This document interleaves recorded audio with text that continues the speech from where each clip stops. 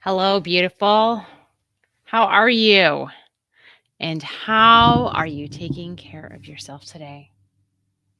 I'm Heidi Esther, speaker, author, a mentor, and here with you today to share a little story, just kind of like a catch up, and three people who can really support you and make your life. Yes, I am at early today. I am 9:30, and I think that going forward, I will be more like noon. Even though noon requires me to walk and play with and settle in my two canines. Right now, it's like way too early for them to be doing anything. So they are still kind of like asleep, which is great. So, cool beans. All right. I don't know why my name wasn't up there, but I'm going to put it up there. There we go. That is fantastic. Okay. So I am here. The overarching mission for me, for you, is to help you get rid of all of that crap and help you get the tools to deal with all of life stuff, the guilt and the people pleasing and the regrets and the overwhelm and the stress and what to deal with life just kind of like throws you all that sucky shit, and be able to clear that away and understand what you need to do so that you can walk towards a more joyful life and a life that has more meaning and purpose for you. So if you resonate with this, um, and you're ready to go on all that kind of journey to shed all that stuff and to let in all the good stuff, yeah, let me know. So I always start out with this one question. So, how are you? And how are you taking care of yourself today? Today, I kind of woke up and I'm not going to lie, I was like kind of like a hot mess. I've been like a hot mess kind of lately. Just, not it's not been pretty. Sometimes to go towards what you want takes a lot of shedding of things. And so, um, but I've had some great conversations with some great friends, and I know the steps that I need to do to go forward. And I think it's my ego. My ego's saying that all that stuff is stupid and I need to do it another way. So I don't know if you've ever had that when like you're like, oh, I know I have to do like this and this and this to like, you know, get a new job or grow my business or like to show up, different in my kid's life. And then you hear this voice on the inside saying like, "Oh my god, that's so dumb. That's stupid. Why do you got to do that? You should just like skip to the end where you get all the prizes and the good stuff." So, it's kind of a long journey, and one of the things that will really help you out, I know I'm not talking about this today, is patience. So, people like my family calls me Mother Teresa, but sorry, I got to adjust this. Um I still have some work to do on being patient and letting my life kind of, I don't know, letting flow into my life and letting my life guide me where I need to be. So today, after this phone call, I am making myself, taking care of myself by making myself a nice breakfast. I'm going to have like roasted sweet potatoes with like spinach and avocado and egg and feta cheese and all that good stuff. I know it's kind of like fancy, but I do it all in pieces, so it's not like overwhelming, like in the kitchen all the time in the morning during the weekday, which is like really hard. So I would love to know how you are and how you are taking care of yourself today. Okay. Today we are going to have a little story time. So I do have a lot of this like shedding energy. And so this is the story that came out. But then we are going to talk about Harry Potter to kind of lighten things up a bit afterwards. So, all right, I am going to pull up all my notes on the story. Okay. This story is titled The Master Key That Opens the Door to Your Brilliance. And just to let you know, it is also a deleted scene from the start of my book, For Crying Out Loud. So this was a scene that got cut. I still think it's important though, because how many times, and just let you know, how many times do we fall down before we start walking? I don't know. Hundreds, thousands. Anyway, I sat there on the carpet in the toy room, rolling around a small pink playground ball with my slippered foot. I roll almost to the edge and then bring it back. I'm sitting with my back leaning on the wall of our open 2-step landing, kind of like 2 steps, and then, there's the stairs with a perfect vantage point on the toddlers. The story takes place in 2008. My 2-year-old daughter is opposite me, in the corner next to the window, playing with a new friend. They are quiet, busy with little Christmas window gummy stickers. There's like Santa and Rudolph and his sleigh and presents and all that kind of good stuff. My older son and his new friend, they're in the living room. I can't quite see them. But they took over the living room with 2 giant bags full of cardboard bricks. Every couple minutes, I hear a thud, the sound of the bricks hitting the floor, and a rousing round of clapping and jingling of plastic sleigh bells. The real ones are on the door, and they cannot jingle those because they are loud. Mission accomplished, I think to myself, successful play date. My heart should be happy and proud, right? Nope. I tell you, I got the sweats of Rocky Balboa. No towel in sight.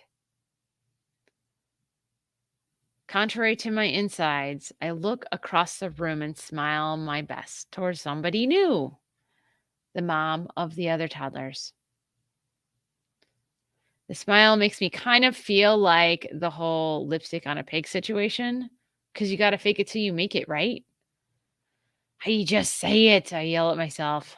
Okay, so I put on my best mommy voice. Hey, who wants to watch the Mickey Mouse Clubhouse with carrots, raisins, and peanut butter? I look at my daughter, a gummy candy cane dropping from her sprite-like hands, and her eyes light up. My son and his friend bound in the room and jump up and down. Yay! A collective cheer comes from the toddlers. 5 minutes later, I have the kids settled with the healthy snack and my newest DVD of Mickey Mouse Clubhouse. The other mom and I settle back into the toy room. I lean against the wall and put the small pink playground ball back under my foot. It's now or never, Heidi. So, how are things with you? I start, my heart in my throat. Yes, this is the first time I've invited this person over. I do know her, though. Oh, we're fine. You know, the usual kids, Christmas, mayhem. She states, but she doesn't really look up. She sits next to the window, straightening up all the gummy window clings that our daughters were playing with.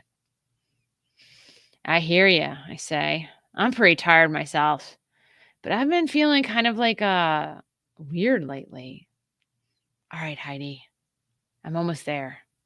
The other mom stops fixing the window clings and actually looks at me. Oh, weird? Like how? Are you sick? She asks. Okay, Heidi, now's your chance. I take the ball into my hands and try to channel my inner, confident Dora. Dora's on the playground ball. No, I feel fine. Just like, maybe not super happy with my marriage or something. I don't know. maybe confused, maybe I'm just tired. The words race out of my mouth like horses at the Kentucky Derby. My whole body waits, tense. Oh my God, did I just talk about my husband behind his back? I hate when people do that. Maybe I shouldn't have said anything. Maybe I'll feel better about this whole thing soon. I squeeze the ball like my life depends on it. I look up with one eye. My friend looks like she's been slapped in the face.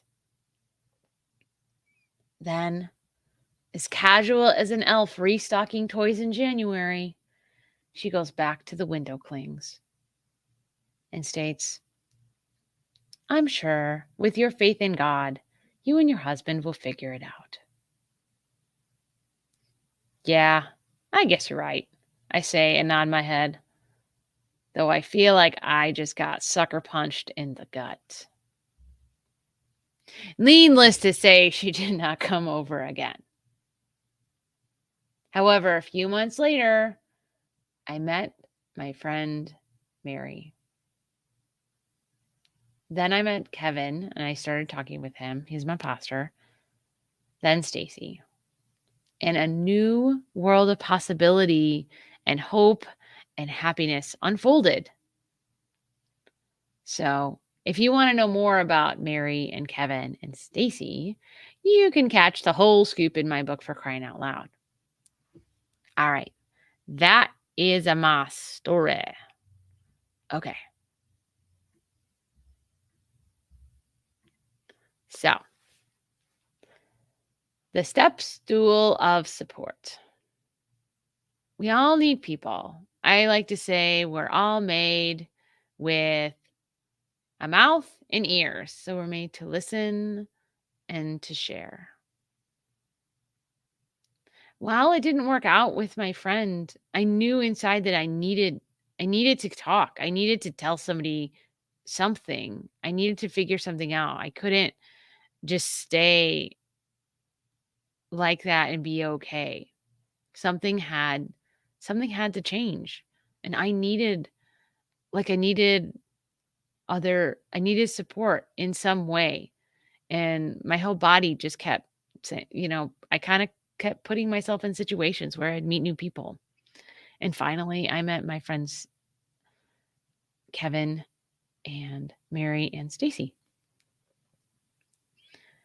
Who are these kinds of people? Well, I want to talk about there's 3 different kinds of people, and some people can honestly fulfill more than one of these roles in your life, that you really need to feel not just heard and understood, but to see yourself not as you were, not stuck anywhere. And because honestly, let's face it, some people, they reinforce those beliefs that keep us stuck and that keep us not seeing the real truth.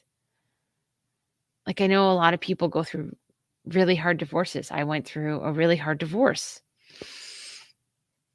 And I had people in my life who were willing to sit down and just like bad talk and shit talk about who was going to be my ex. But that wasn't helpful. And I ended up moving away from those people because that kind of energy keeps you in the same spot. And honestly, if you keep talking about people in a negative way, then you're going to still be attached to them, like in some angry way. I could have just kept my horrible angry side of me, like in a horrible relationship with my ex, even after I was divorced. So these 3 people that offer these 3 different kinds of support are so key to just like being able to feel seen and feel heard, and also see what's possible for you. Not just feel great now, but know that other magnificence of you is out there, because let's be honest, people see our potential a lot sooner than we see it ourselves. And people believe in us a lot sooner than we believe in ourselves.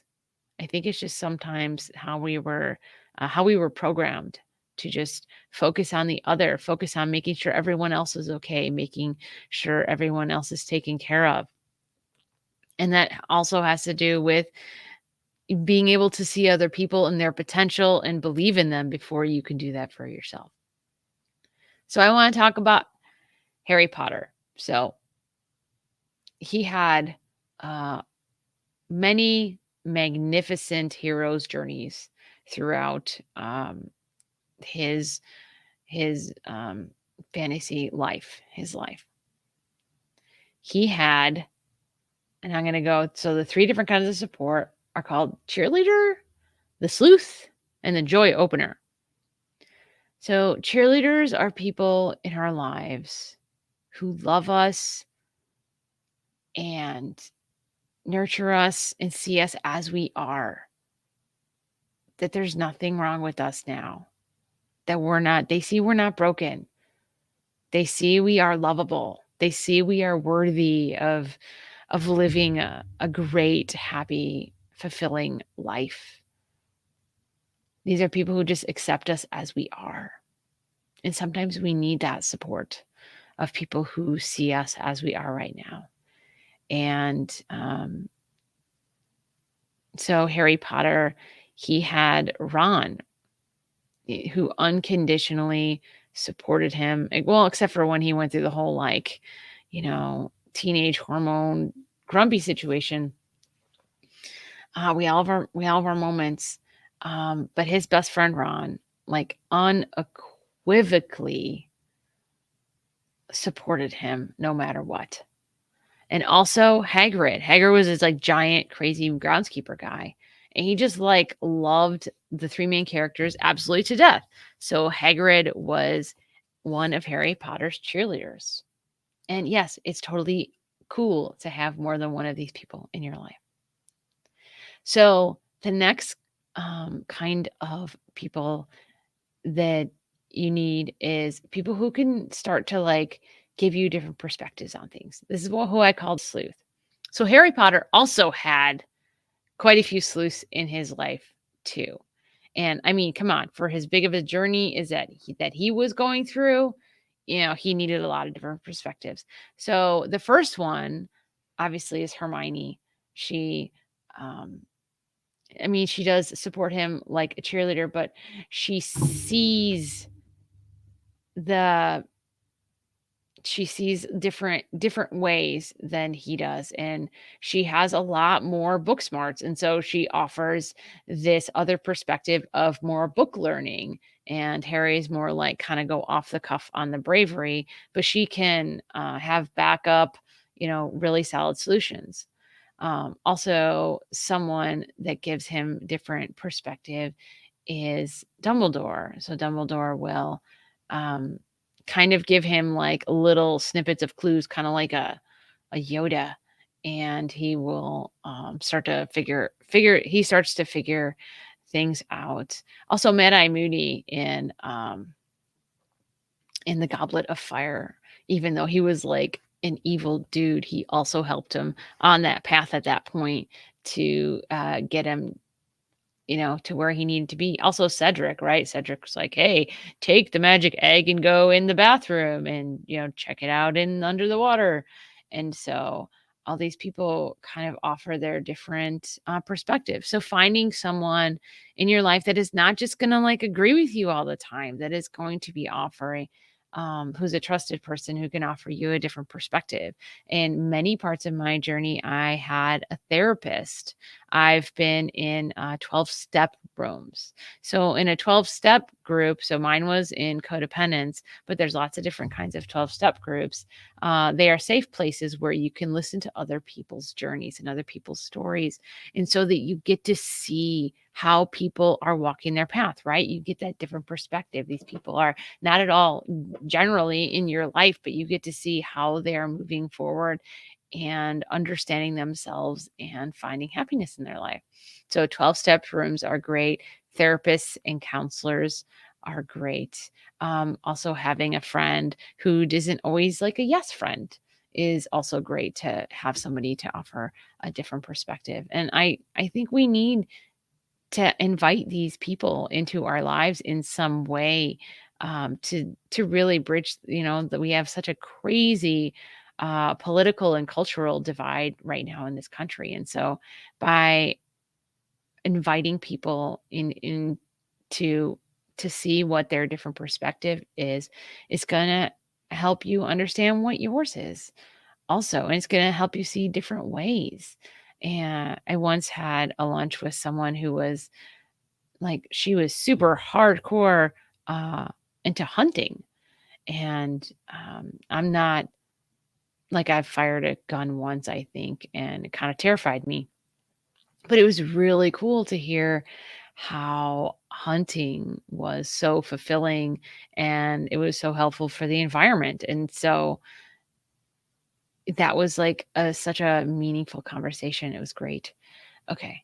So the third person needs in their life is called a joy opener. So this is someone who can support you into where you want to be going forward. Even if you want to just like be a mom who has a solid posse who gets together once a week to talk, it could be that mom friend that has a bunch of friends and you can go hang out. In my book, Mary, she had a big posse of friends, and so once in a while we'd all go out like dancing and stuff, and it was crazy. But that was someone who, Mary was, opened the door to me like dancing and hanging out and just not, just having fun. And I didn't even know I needed that at that point, but I did. So Harry had so Dumbledore took Harry on lots of like a couple different paths that were kind of like, you're like, dude, I can't believe he's bringing a teenager with him. He's crazy. Um, but Dumbledore trusted him, and he's like, he saw the path for Harry and that it was going to be hard and it was going to ask him to, take his life in all sorts of difficult situations. But he opened the door for Harry to take that next brave step. And so the cheerleader kind of loves us and believes in us where we're at. And the joy opener sees that potential and connects with us and can open that door. So, in a more traditional sense, this could be someone that would introduce you to someone where you would like be invited to apply for a job or to give a presentation about something. And so there are lots of different people who can open the door. Maybe you want to like start hiking and you don't know where to start. So you look for local hiking groups, and those people are your joy openers. Or you want to start a business. And so you look for like a business coach or like a business support group, and those people are your joy openers. I am going to be joining like a monthly support group for like startup business people. And those people are, I'm going to rely on them for more information and to be my joy opener into building a solid foundation with my business. So yeah, so those are the three people that kind of form the master key that can open the door to more brilliance, because we're made to be here with other people. We got mouths, we got ears, and we're made to live in connection. So I would love to know what your next goal is and who you have lined up in your life, or if you need to make shifts and find new people in your life in terms of the cheerleader, the sleuth, and the joy opener. All right. I will be live next week with my next Grow Your Joyful Life Foundation workshop. And we are going to be talking about what to do when you kind of hit that wall and you get overwhelmed. So maybe I'll see you there. All right. Wishing you love, light, and laughter. Until next time, I'm Heidi Esther.